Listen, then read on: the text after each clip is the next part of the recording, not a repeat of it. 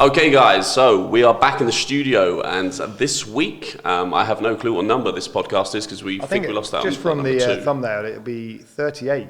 Boom. But actually, number 3 of the decent setup, the professional setup, as you can see. Rude. The office chatting, ad lib in the office wasn't really a podcast, I don't think. So now we've stepped up our game. Talking TUF podcast. Not that Matt wasn't a real guest last week. It's a real guest. Now we have a real live guest. So Blue Dog is as well. Yeah, Blue Dog's the real guest. Yeah. But actually, more importantly, we're going to introduce the man, and like what we did with Matt last week and just kind of left him hanging. We've got Ryan in here today. This is where we want to cheer. Yeah. We don't have to do that yet with the old things. We'll learn. So Ryan's here from Revive Yourself. Now, I don't really want to try and even go into discussing or explaining what Ryan does, or who he is, but I will say there's not many people you meet in the fitness industry that make a huge impact. And I can honestly say within the first 10 minutes, my head was absolutely blown. It's crazy. Your story's one of the most interesting stories that we've come across. And it's great because, you know, we've met, and I'm going to get you to hopefully now go into, it's not easy to break these things down, a little bit about your story, what you do, and thank you very much for coming onto the podcast. No worries, guys. It's a pleasure to be here, and it is a very nice setup. I'm very jealous of myself. It's something I have to look into. You're like the podcast pro as well. You're very good with your podcast, haven't you? Over the years, you've got a lot.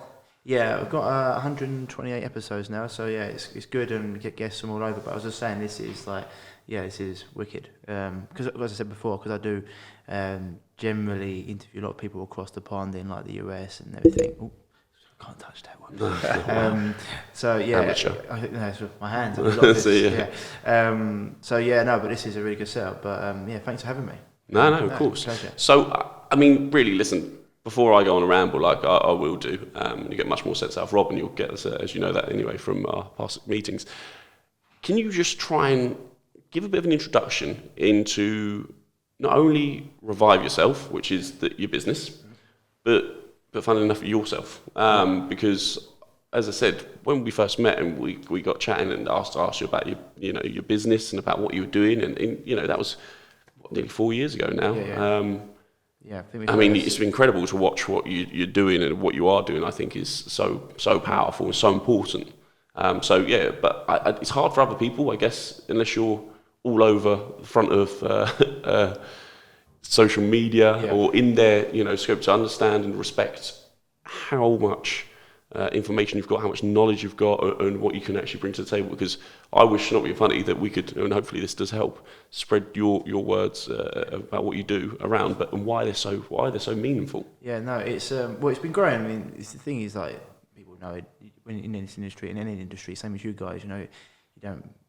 No one becomes an overnight success unless you can just throw loads of money at it, and your reputation builds the more results you get, the more your reach builds, and and it has over the years got bigger and bigger, and and it's something that will hopefully continue to grow with the results we get. But I got into what I do. So basics, what I sort of class myself is like a holistic health coach, someone who uses natural health methods to help people get over their chronic illnesses. And I got into it actually because I scratched my own itch. I never wanted to be. This is not a career path I saw myself coming down. I actually always wanted to play professional sport, and after that, maybe something in sport, maybe something like on the coaching side of things. At 17, quick backstory. I know we've actually had a podcast before. I think we did an episode before, and sort of went into it a bit. And I'll give you like the Cliff Notes version of it. Like at 17 years of age, my best friend died in a car crash. At the time, I was already having quite bad acne across my chest and my back and on my face. Quite bad, to the point where I was actually getting medication, going to see doctors, getting medication for this. Playing sport at a good level, representing Essex, Eastern Counties, South of England, rugby, doing doing all that. And then my best friend died, and it pushed my body into a chemical and emotional response. So generally, you get like a chemical. If an illness generally comes after someone has one of those responses, a chemical response can be to like medication, or it can be to or recreational drugs. You can get physical response. So if you're in a car crash, for example, you could get broken bones, or you can get your spine out of alignment. And then an emotional response, someone in your family dies of cancer, or something happens to you. It could be even like a relationship breakup. That can push someone into a really, really bad place. And so I had like the emotional and chemical response. I had a lot going on internally. And my best friend dying at 17 pushed my body into a place where everything started to just pile on, really. And this acne that I had, which was quite bad, got extremely severe, to the point of I had spots bleeding through my shirt and back. I even managed to go to university to carry on play rugby, and I had to wear 2 shirts because the spots were coming through. It was really, really painful. And then I started to develop something called keloid scarring. Now, I didn't even know what keloid scarring was before I got it. And it's generally more prevalent in African Americans, and it's where like scars, instead of just getting a scab and you get a scab and not healing, the body starts to overheal, and you get like a little rubbery nodule, and I had these little rubbery nodules all over my chest and back and shoulders, and it wasn't a fun time. I was seeing the doctors, and they were like, well, this doesn't generally happen. I don't know what to do. So what I got told to go see a specialist, like a dermatologist, who prescribed me Roaccutane. And if I knew then what I know now, I never would have took it. Roaccutane is a vitamin A derivative. It's one of the worst drugs on the market. It dries your body out so much. You can't even go out in the sun, which is one of the most hidden entities in the world.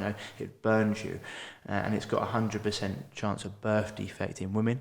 They're not allowed to get pregnant when they're taking it. It's a real bad drug. It's incredible, isn't it? Yeah, it did. Well, it's not for me. It did actually stop some of these spots coming up. But what happened at that time was, where I was so toxic, I started to develop cysts. Cysts on the back of my neck, earlobes, in my groin, and my bum in particular. And still managing somehow to play rugby through all this. I actually managed to get a contract to go and play it in New Zealand, in Canterbury, which was awesome. And I was taking this Roaccutane at the time, and this was where the spots started, there's dried out the spots, but these cysts become more and more prominent. And when I was out in New Zealand, I got this cyst in my groin. It wouldn't go away, and I was like, I can barely even walk here, let alone play. Went to the doctor in New Zealand. Luckily, with Canterbury, they got seen straight away, and they biopsied this cyst. I had to squeeze it, and the pain, I've never had anything like it. Come back, oh no, we can't find anything. We better do it again. Come back again, nothing was found. I was like, okay, we'll put you on antibiotics. The antibiotics first lot cleared it up, and then it came back. More antibiotics didn't clear it up. This time I sort of finished my contract in New Zealand, come back home, got on a contract to play in Edinburgh, went up to Edinburgh to play, and at that point it just got to a point where I couldn't really even walk, let alone play. It was excruciating. And I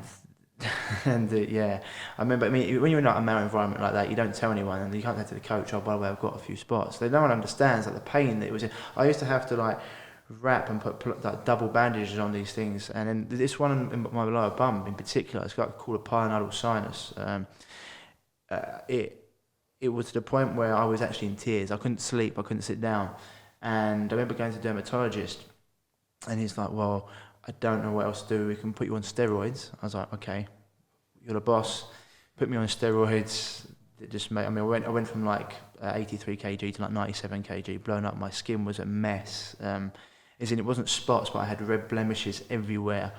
I felt horrific, and the spots went away, but as soon as I come off the steroids, they came back. And then he was like, well, the only thing else we can do is cut these things out. So went to a surgeon who was like, right, yeah, we're going to perform this procedure, we're going to cut these out, they're not going to come back. I was like, brilliant, anything you can do to get rid of these. Because I remember once I was around my sister's house with this one on my lower bum, and I was literally just crying on the couch, waiting for it to go, this needs to, I couldn't do anything. I was just like, and I remember sitting at a pub once and it burst and it was running all down my leg and stuff. And yeah, it's grim. I like to tell these stories because I want people to understand I've been there, you know. But the relief was just phenomenal. And these things would go away for a little while and then they come back for like, go away for like a few weeks and they come back. So when I went to get this surgery the first time, when I had surgery, put under, cut them all out, and I was like, oh, it's phenomenal. You know, I had to go through like the lovely like time with my mum and dad actually unpacking and packing my wounds, these deep wounds. The smell was fantastic, but I was out of pain, and I was like, this is great. You know, putting antibiotics again to try any infection to come.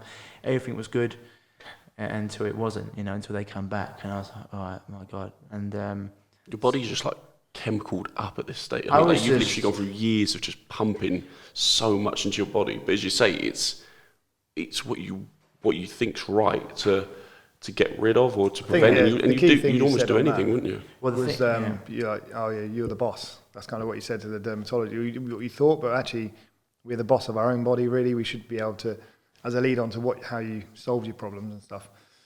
You took that.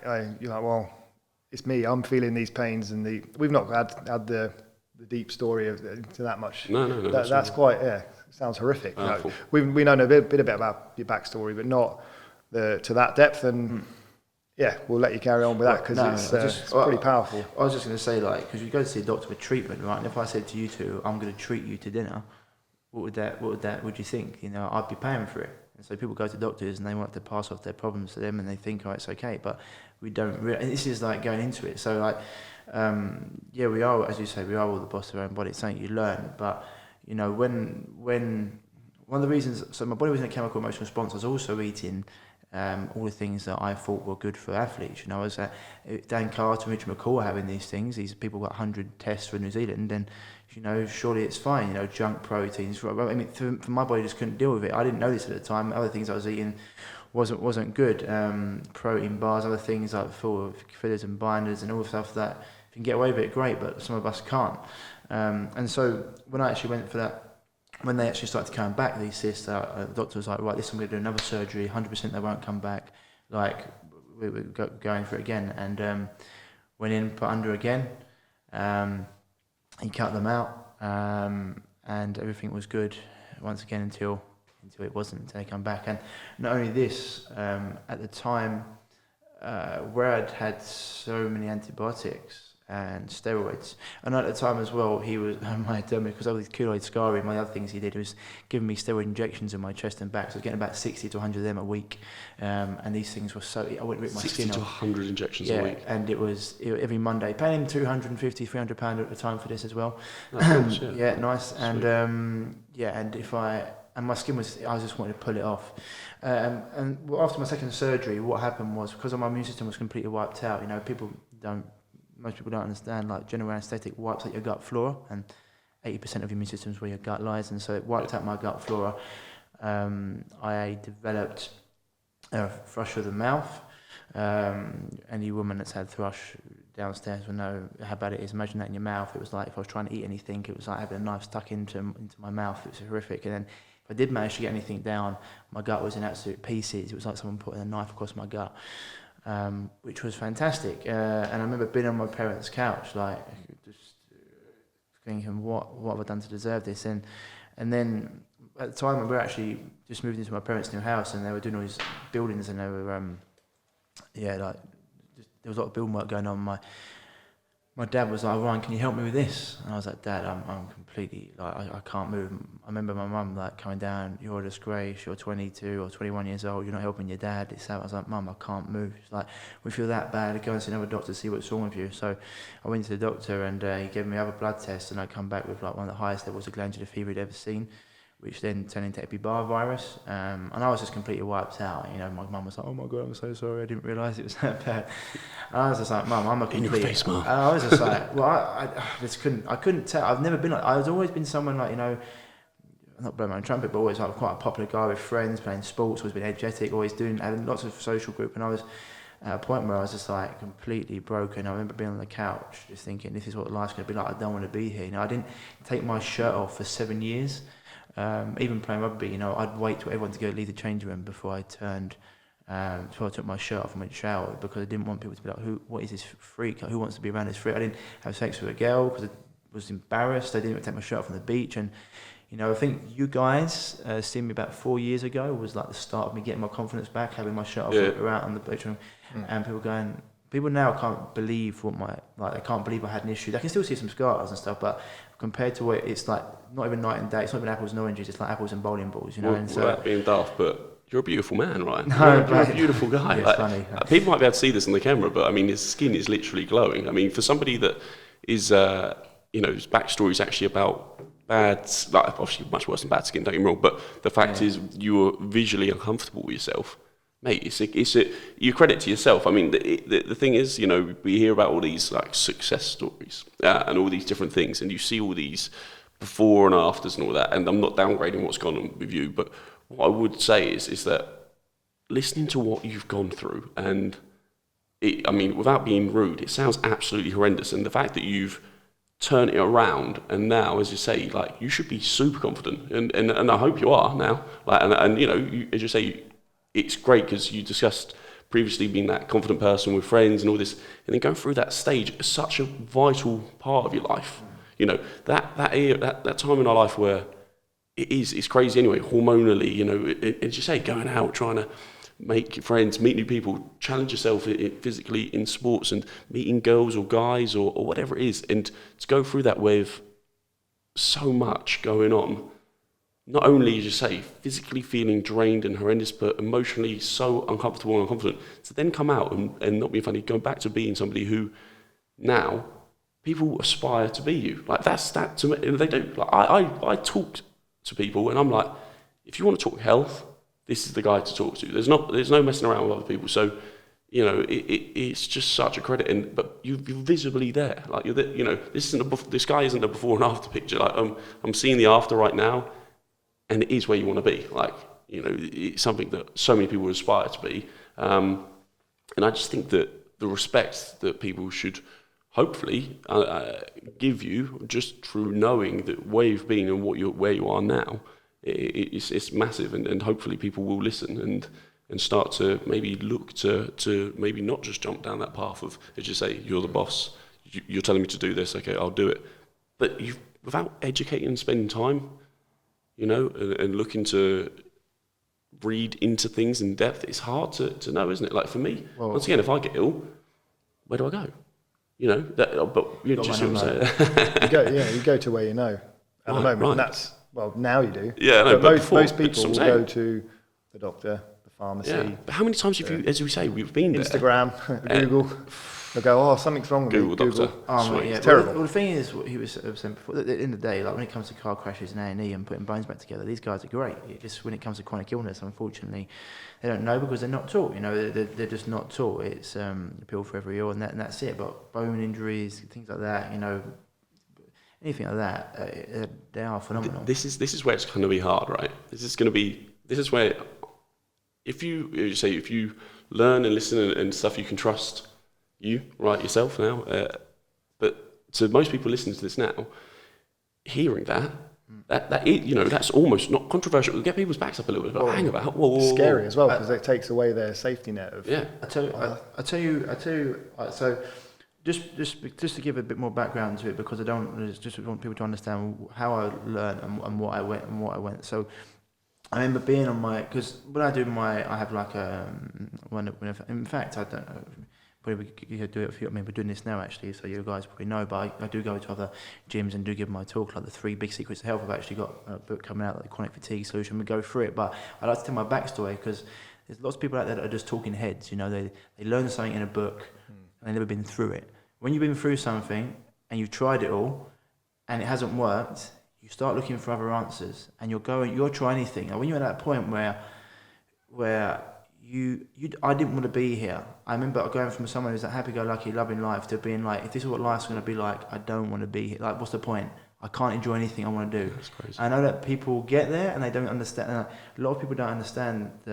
If you're not going through that, then you'll never understand that. People with chronic issues, they wake up every day and just getting out of bed. I remember when I was on my parents' couch in 2008, one of the only things I could do one of the things I can enjoy, because I couldn't play sport anymore, I could barely walk. I mean, even eating the same would be destroying me. I remember that one of the things I could do was watch sport, and David Haye was fighting Nikolai Valiev for the world heavyweight title, and Sky Sports have this thing like behind the ropes where it goes behind the scenes and shows you the fighting camps of the fighters. And David Haye's trainer at the time was a guy called Ruben Tabares, his conditioning coach, and this is how I sort of like, well, this is how I got into what I do. Ruben was on the show, and they come to the door, and he was an intelligent guy, not like just generally, I don't know, he was a guy talking about completely different things. He was talking about, David was having his organic juice in the morning, he was having probiotics, he was having fermented foods, you know. He was talking about how he was getting David to assimilate his foods properly by making sure he was chewing it at the right amount of times, how certain times of the day that he wouldn't do certain things, and how his sleep was so important. He was talking about things that I'd never really heard before, and I was like, whoa, I need to talk to this guy. And so I looked him up, and I found what gym he was working at.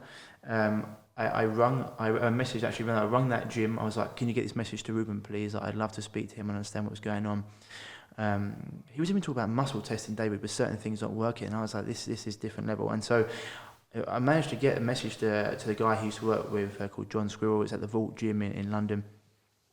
Within a couple of hours, Ruben had actually called me. I was on the phone to him. I'd booked an appointment to see him the next day, and I was like, right, brilliant. I went down there, and in 2.5 hours, he opened my eyes up to a world I'd never knew existed.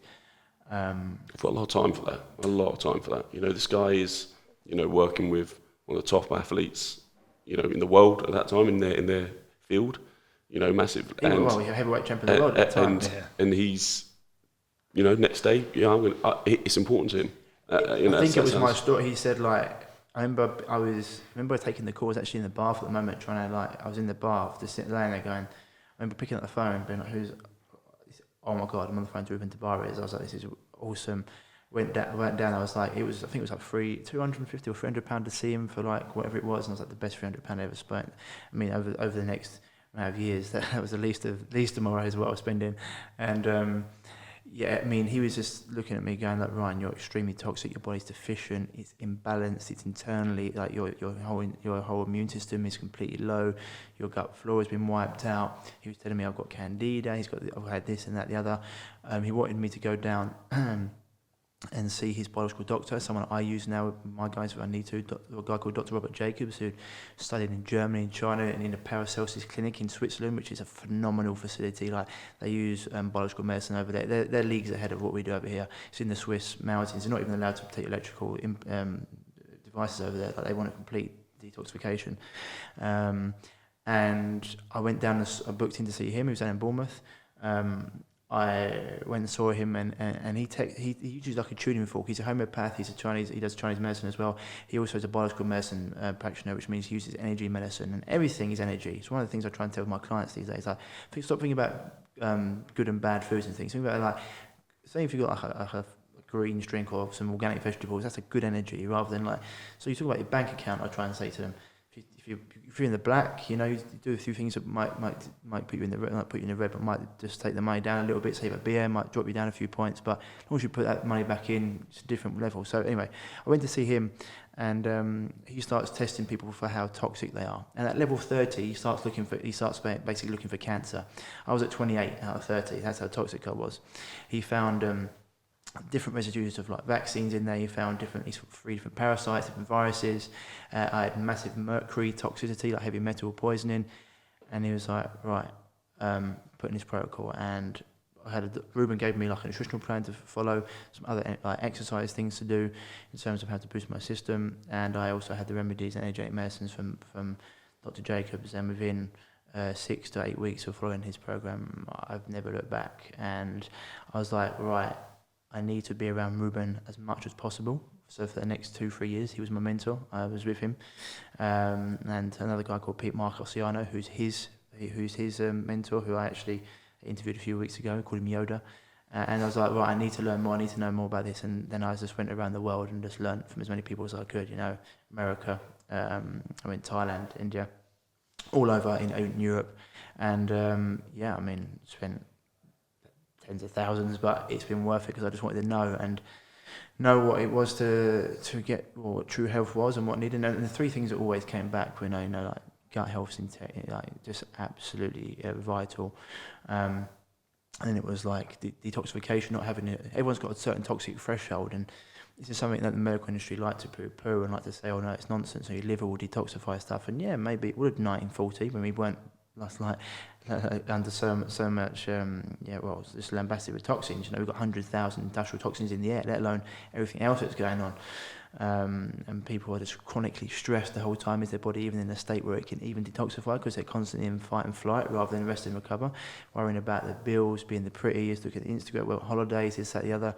And the other one was like epigenetics, which kept coming up, which has been around for 17 years, but most people don't even know about epigenetics, which tells us, it doesn't matter what genes you got, if you live a certain way, you'll never express those genes, and a few other things that kept coming up. And that was basically where it led to, and sorted myself out, started learning from Ruben, and then for the last basically almost 10 years now, I've just been helping people through different chronic issues, and that's the biggest thing to come from, isn't it? The amount of people you've been able to help from going through that yourself to now teaching and educating and guiding people with their own health issues. It's massive, really. I think what we're going to do, I think that right there, that's a great introduction to Ryan. We're gonna wrap actually, I think, at that, because without saying daft, it just now opens us up into so many different avenues, and we're definitely going to hit those. I think what we'll do is we're going to sit down, we'll go through another podcast. I mean, every single time I hear a little bit more about your story and about where you've come from and what you've done, just makes me want to sit and listen and go again. And luckily, I know we're going to get you to go through again and actually talk about some of the things that possibly are on the tip of people's tongues now, questions they've got about how did you get the courage to actually go right, do you know what, I'm going to go and talk to these people, or I'm going to put my trust in it, I'm going to learn, what things did you implement, and what is your biggest takeaways, your learning lessons, what do you do on a daily basis? I know it's crazy because people say it to us like, what do you have for breakfast, as if it's going to make a difference to the whole of their weight loss. No, it's not going to make you come along and deadlift crazy weight because you've had porridge for breakfast or a fruit smoothie or whatever. These things are, and we've discussed this before, are just little snippets. So what we're going to do is we're going to I hope get the links for this one, so much from that. At the end of this, I think, definitely stick the links in for people to learn more. For sure, and follow on from that. I mean, listen, even before you listen to the next podcast we're going to do with Ryan, check it out. I mean, where exactly, like, rather than me butchering your websites and stuff like that, where exactly do they find more info for you? Website is www.reviveyourself.co. Also, if you go on to iTunes, you can type in Revive Yourself with Ryan Martin. That's my podcast. Amazing, And on Instagram, we just revive_yourself. But that'd be great. Some of the podcast episodes alone, I think, with the guests you've had on your show, will be eye-opening for a lot of people. Sure. So, listen, Ryan, thank you so much for sharing your story. That's a great intro. We're going to definitely check out the next episode with Ryan, because I think we're going to get some amazing things, insights into how to, your approach is, what's going on. I mean, I just want to wrap this up so we can get into another one and find out more. So thank you so much, Ryan, for coming on. Please check out, the website, the podcasts for sure, and make sure you tune into the next one, because it's incredible stuff. It's powerful, and I mean, not only does this look good now, it actually sounds pretty good. Much better than our waffle. Yeah, much better. It's actual real things. Right. Okay. So, guys, thank you very much for listening up to podcast number 38, apparently, and check in soon and listen up to our next one with Revive and Ryan. Thank you very much. Cheers, Ryan. Pleasure. Peace.